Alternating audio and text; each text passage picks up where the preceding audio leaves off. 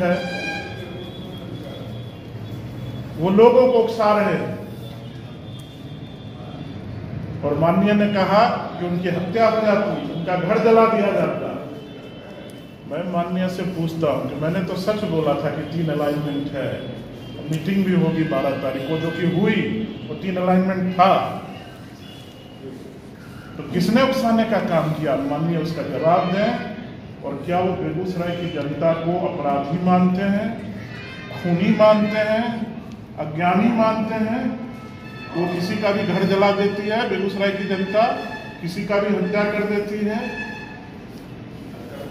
अगर वो ऐसा मानते हैं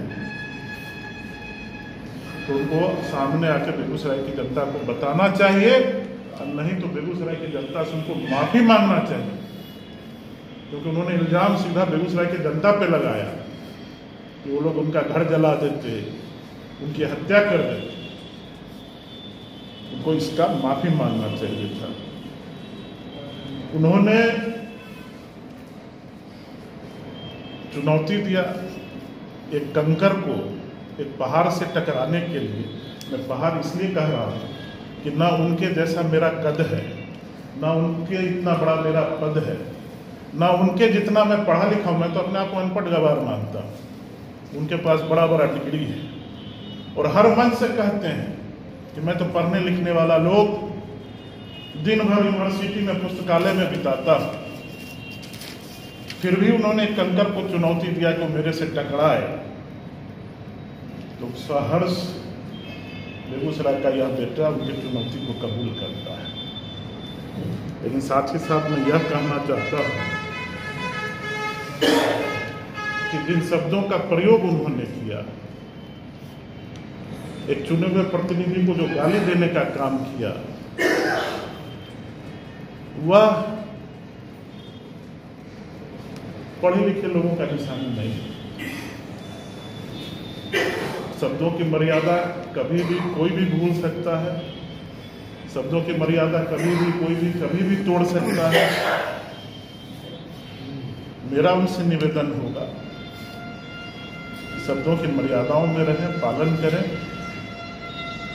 मैं भी इंसान हूँ, मैं जितना थोड़ा बहुत पढ़ा लिखा हूँ और मेरा जो संस्कार है, आज मुझे वो इस चीज़ का इजाज़त नहीं दे रहा है कि मैं अपने शब्दों की मर्यादाओं को तोड़ दूँ। लेकिन मैं एक इंसान हूँ, अगर भविष्य में ऐसा वो कुछ करेंगे। मैंने इसी महीने 8 तारीख को प्रेस कॉन्फ्रेंस किया था, आप लोगों के बीच में एक मांग रखी थी, बेगूसराय सामहो पुल, मैंने कहा था खातोपुर से सामहो तक बने। और यह मांग मेरा सरकार से था, और उस समय भी मैंने चिट्ठी दिखाया था, आज भी है, 2-2, 3-3, चूँकि डेट भी बदला था, पहले 9 तारीख को बैठक होना था, फिर 12 तारीख। ये डीएम साहब के कार्यालय से चिट्ठी आया था जिसमें मेरा नाम है, हम टिक करके दे दिया यहाँ पर कुंदन, दोनों चिट्ठी है। और मुझसे यह सुझाव मांगा गया था कि 3 अलाइनमेंट होंगे उसके, उसमें से कौन सा अलाइनमेंट होगा आप अपना सुझाव रखिएगा। तो चूँकि मैं बेगूसराय में नहीं रहने वाला था, उस दिन भी आप लोगों को बताया था, और परसों हमारी साली की शादी थी, इस कारण से भी मैंने बताया था। तो मैंने चिट्ठी बेगूसराय के सांसद आदरणीय गिरिराज जी को, डीएम साहब को लिख के वह सुझाव भेज दिया था। आप लोगों के माध्यम से भी उसको मैंने कहा था। और जब मैंने यह सुझाव रखा आप लोगों के माध्यम से कि 3 अलाइनमेंट है, उसमें से एक जो सबसे उपयुक्त है वो खातोपुर से सामहो, तो इसको अफवाह बताया गया बेगूसराय के कई लोगों के द्वारा। बाद में सामहो में माननीय राज्यसभा सांसद के द्वारा भी कहा गया कि विधायक के द्वारा अफवाह फैलाया जा रहा है। तो आज मेरा प्रश्न है इन सभी लोगों से, क्या 12 तारीख को यह मीटिंग नहीं हुई? मीटिंग होना क्या अफवाह था? अगर हुई तो क्या वो गलत बोल रहे थे? मीटिंग में 3 अलाइनमेंट रखा गया कि नहीं रखा गया? आप सब लोगों ने अखबार में छापा तीनों पे चर्चा हुई कि नहीं हुई, तो फिर यह अफवाह कैसे विधायक ने फैलाया? यह तो हकीकत था। अब मेरा सवाल है उन सभी लोगों से जो मेरी बातों को अफवाह बोल रहे थे कि क्या कारण है कि जो मैं सच बोल रहा था और जो बेगूसराय सामू की जनता का जो मांग था, मेरे पास कई पत्र है, सामू के मंडल अध्यक्ष का है, सामू के कई लोग का है कि पुल खातोपुर से होके सामू तक बनना चाहिए, और उनकी इस आवाज़ को मैंने अपने आवाज़ को मिला के बुलंद किया। विधायक जी को बेगूसराय का भौगोलिक ज्ञान नहीं है क्या? उस दिन मीटिंग में कई लोगों ने नहीं कहा, आम जनता नहीं कह रही थी कि रोड खातोपुर से बनना चाहिए, और विधायक जी को तो भाई कम से कम इतना भौगोलिक ज्ञान है कि काली स्थान कहाँ है, खातोपुर कहाँ है, इनियार कहाँ है। लेकिन जिन लोगों ने कहा कि उनको यह ज्ञान भी नहीं है कि काली स्थान कहाँ है, खातोपुर कहाँ है, इनियार कहाँ है, कभी रहे नहीं बेगूसराय में, उन्होंने खुद कहा, लेकिन घर मनसेरपुर है, जितना मुझे भौगोलिक ज्ञान है।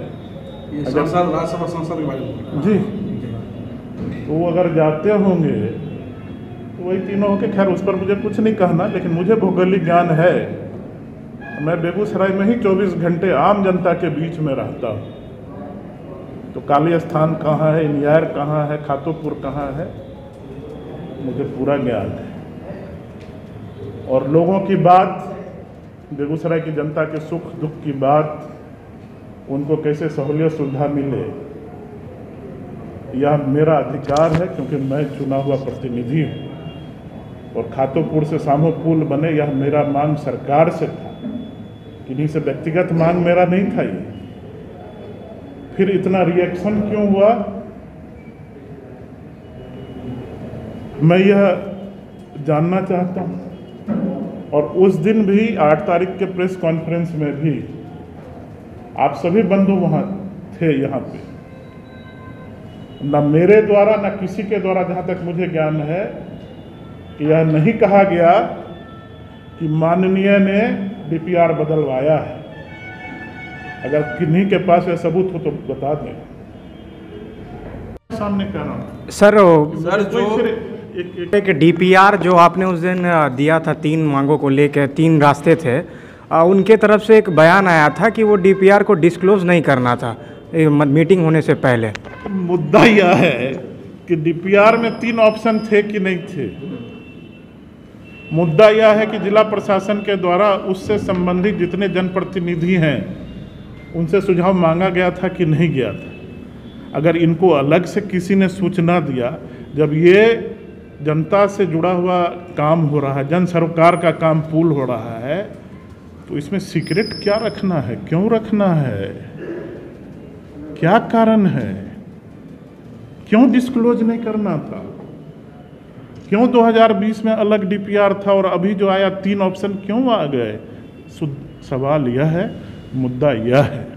सर बैठक में आपने ये खातोपुर सिर्फ चलता है, मेरे पास चिट्ठी था, मैंने आपको दिखाया कि मुझसे सुझाव मांगा गया है, मैंने सुझाव दिया। 3 ऑप्शन तो मैं कह रहा हूँ कि था, है। उन्होंने कहा कि अफवाह है, विधायक जी अफवाह फैला रहे हैं, मेरी हत्या हो जाती, घर आग लगा दिया जाता। तो मैं तो वही सवाल पूछ रहा हूँ कि जब 3 था और मेरे भाई ने पूछा कि डिस्क्लोज नहीं करना था, जब 3 ऑप्शन था, तो क्यों कहा गया कि अफवाह फैलाया जा रहा है? सही को अफवाह बनाने का प्रयास क्यों हुआ? क्यों कहा गया कि ऐसा कोई मीटिंग ही नहीं है? और क्यों कहा जा रहा है कि इसको डिस्क्लोज नहीं करना चाहिए था? जनता के भलाई का काम, जन सरोकार का काम, क्या जनता को जानने का अधिकार नहीं है? ये नेता गुपचुप पर्दे के पीछे क्या करना चाह रहे थे? ये सवाल मैं पूछ रहा हूँ, मैं जवाब नहीं दे रहा हूँ। और मैंने अंत में कहा कि मेरी आशा है, पूरे बेगूसराय जनता को आशा है, इसका जवाब माननीय स्वयं देंगे। सर जो बातें प्रशासन से, सरकार से है, और इसी में इसका जवाब छुपा हुआ है। मैंने डीपीआर नहीं बदलवाया है, मतलब डीपीआर तो बदला है, मैंने नहीं बदलवाया है। मान ली आपकी बात, लेकिन डीपीआर तो बदला, तब तो आप कह रहे हैं कि मैंने नहीं बदलवाया। जब आपने नहीं बदलवाया डीपीआर तो आप सफाई क्यों दे रहे हैं तो मैंने नहीं बदलवाया? आपको अपराध बोध क्यों हो रहा है?